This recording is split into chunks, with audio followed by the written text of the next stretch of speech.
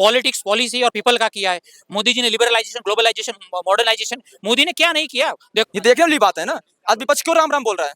क्योंकि अब उसको पता चल गया है कि अगर जब हम सनातनी को अगर एकत्रित नहीं करेंगे, मुसलमान को लेके चलेंगे, मुसलमान के इस देश में मुसलमान का पहला हक है बोलने वाले, अब क्या कर रहे हैं? अब राम राम बोल रहे हैं। कोई मेरे जैसा युवा उसके सामने होता है ना, उसको जूतों से मारता। मैं होता मैं मार देता, ठीक है। और एक बात बता दूं, जो हिंदू होके हिंदू का विरोध करता है ना, वो हिंदू नहीं होता, वो छक्का होता है, जो बाला साहब ठाकरे जी ने भी बोला था। राम मंदिर पे जिस विपक्ष पार्टियों के तमाम नेता, मंत्री, विधायक रबड़ी खा रहे थे मंदिरों के चढ़ावे से, कभी उन्होंने मंदिरों की तरफ मुड़ के नहीं देखा। प्रभु श्री राम को मांसाहारी बोल दिया विरोधी दल ने। जितेंद्र आह्वान में बोला एनसीपी के नेता, तो राम कदम जी ने घाट कोपर जाके एफआईआर करवा दी उनके अगेंस्ट में। देखो, वो तो विपक्षियों का, तो मुझे थोड़ा शब्द में संदेश देना, विपक्षियों की सियासत लोगों को समझ में नहीं आती, ना उनके पास चेहरा है और दर्पण। और मोदी जी से क्यों डरे सहमे हुए हैं? मोदी जी के बारे में विकास के नाम पे जितने शब्द बोले ना, शब्दकोश के शब्द भी कम पड़ जाएंगे। विराट कोहली और मोदी जी को मैं एक सिमिलरिटी बताता हूँ। विराट कोहली जब बल्लेबाजी करने के लिए मैदान में उतरते हैं ना, तो बॉलर के पसीने छोड़ जाते हैं। मोदी जी चुनाव रैली में उतरते हैं तो विपक्षियों की गारंटी, वारंटी और रणनीति फेल हो जाती है। आपने एक ऐड देखा होगा, पॉपुलर ऐड था, देगी मिर्च का तड़का अंग अंग भड़का, मोदी जी का तड़का विपक्षी भड़का।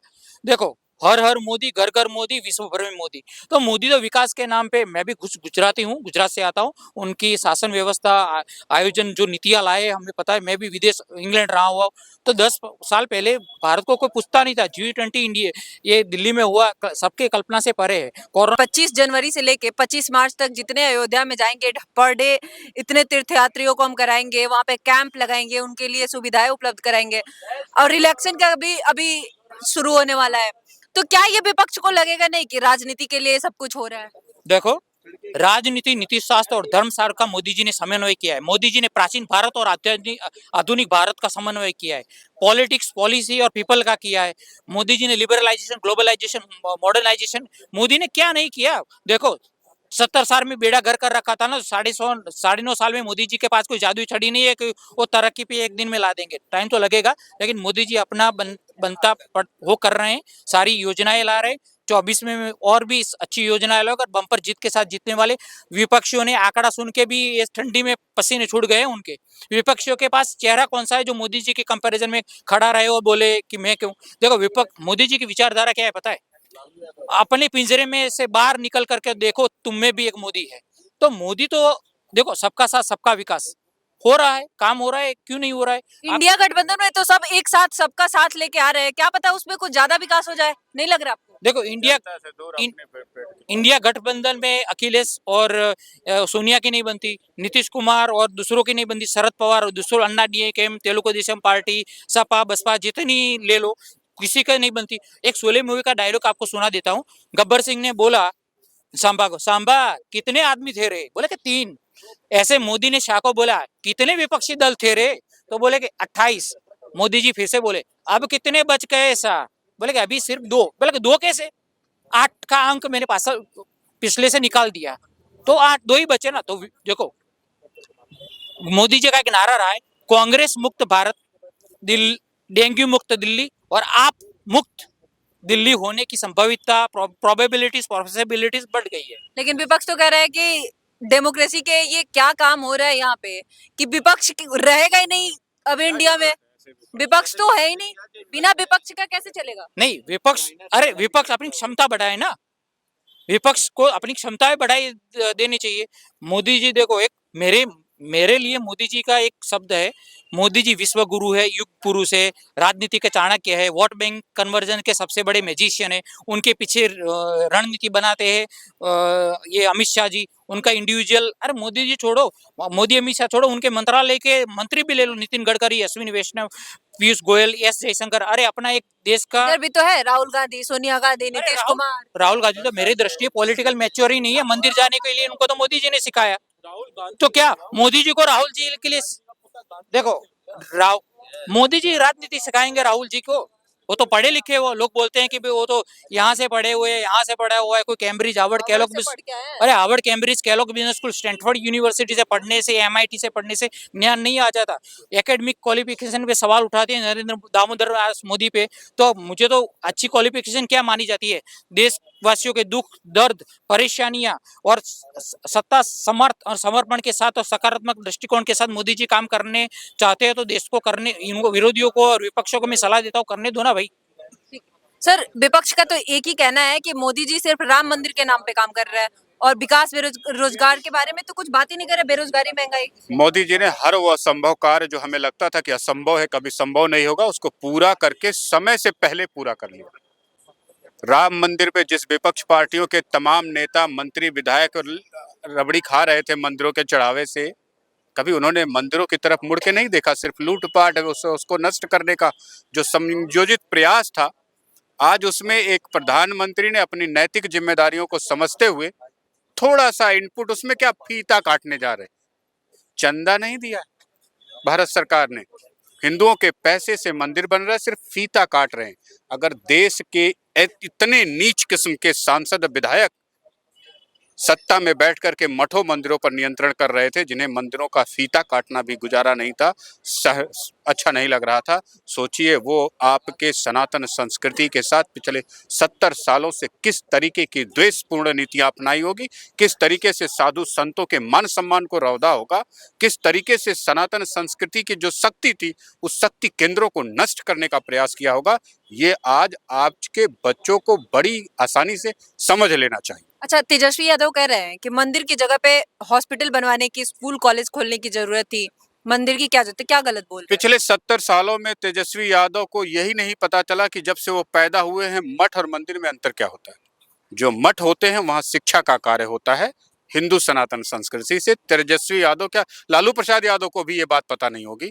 तो सोचिए देश के बच्चों का कितना दुर्भाग्य होगा कि एक नेता भी जो मुख्यमंत्री बनने का दावेदार है, उसे ये नहीं पता है कि व्हाट इज अ मठ एंड व्हाट इज अ मंदिर। बेटे, मठ जो होता है वो शिक्षा का केंद्र होता है, तुझे नहीं पता होगा अभी। Thank you so much. और मंदिर जो होता है वो पूजा का केंद्र होता है।